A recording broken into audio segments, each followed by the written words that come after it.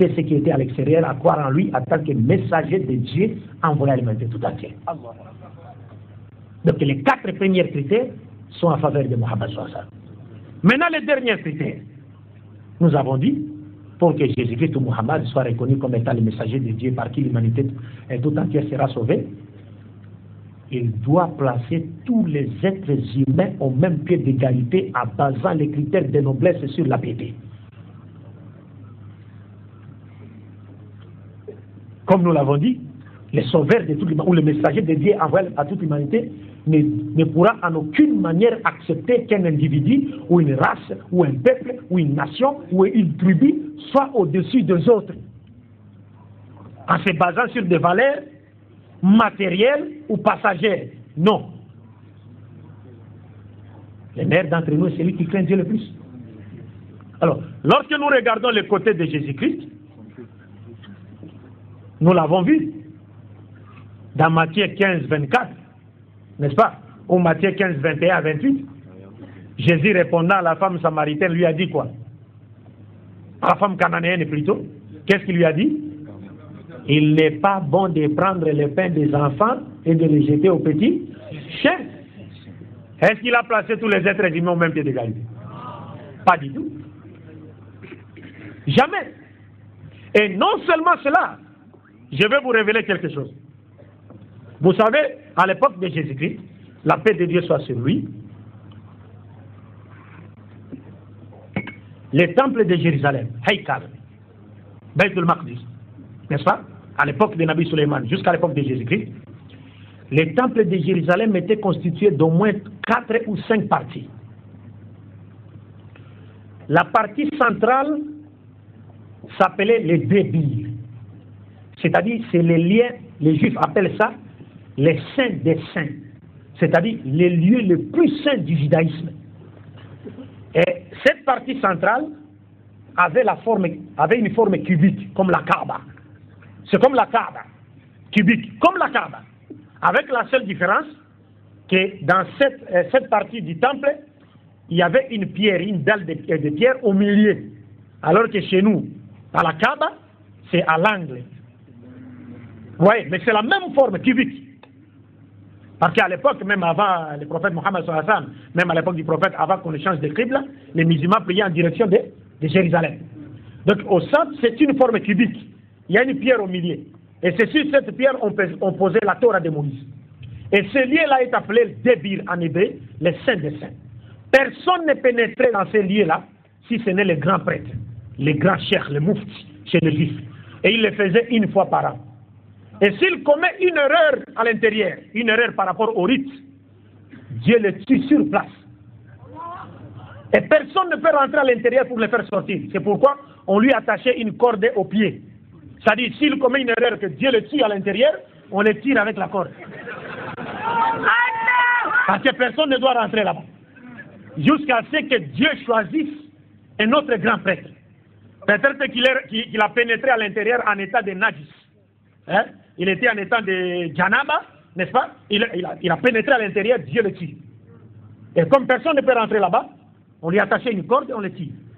Donc ce lieu était appelé Débir. Après ce lieu, cette première partie du temple central, venait un autre endroit qu'on appelait Haïkal, qui était une sorte d'antichambre. Et après le Haïkal, venait maintenant les parvis qui étaient occupés par les chouyours israélites.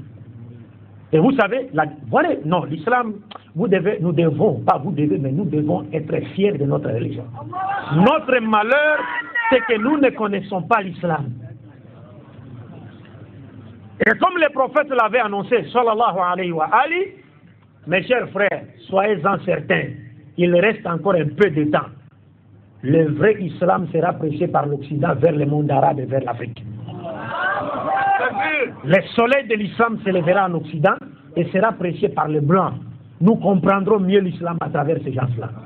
Parce qu'ici, nous sommes en train de dormir. Nous continuons de dormir. Non, on est musulman parce que papa est musulman. La tribu, elle est musulmane. La région, elle est musulmane. On est pays à majorité musulmane. Mais on ne connaît rien de notre religion. On pense que lorsqu'on laisse pousser la barbe, on a un petit bonnet sur la tête ou un turban, on porte la soutane, bon c'est fini, on connaît l'islam. Mais non, il n'y a aucune différence entre toi et Pierre si toi tu mènes une vie en contradiction avec les valeurs spirituelles et morales de l'islam. Il n'y a aucune différence entre toi et lui. Vous comprenez?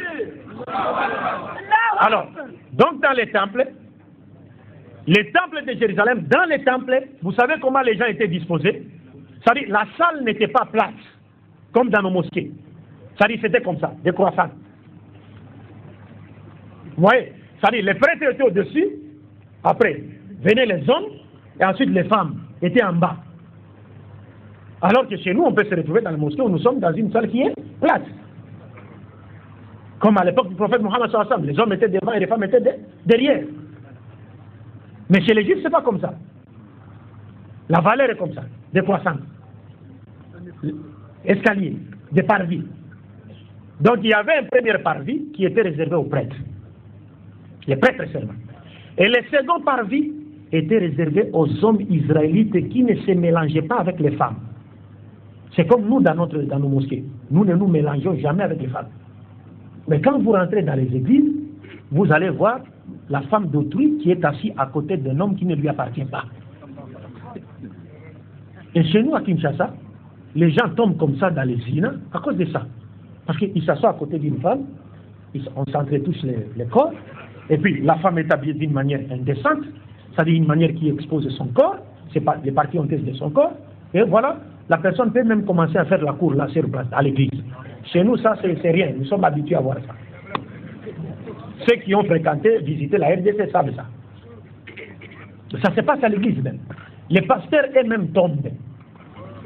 Parce que les femmes sont assises là, les pasteurs passent, il y a des collants, mini-jeep, kenzo, les pasteurs voient, alléluia, amen, ils tournent, ils voient, alléluia, amen, ils tournent, ils voient. Takbir, takbir, takbir. Inna dina inda Allah l'islam. Donc les gens tombent. Chez nous, vous avez des pasteurs qui ont engrossé, même les femmes d'autrui, les jeunes filles. Ça existe, les cas sont nombreux chez nous. Ce n'est pas une nouveauté. À cause de quoi? Cette mixité dans la maison de Dieu.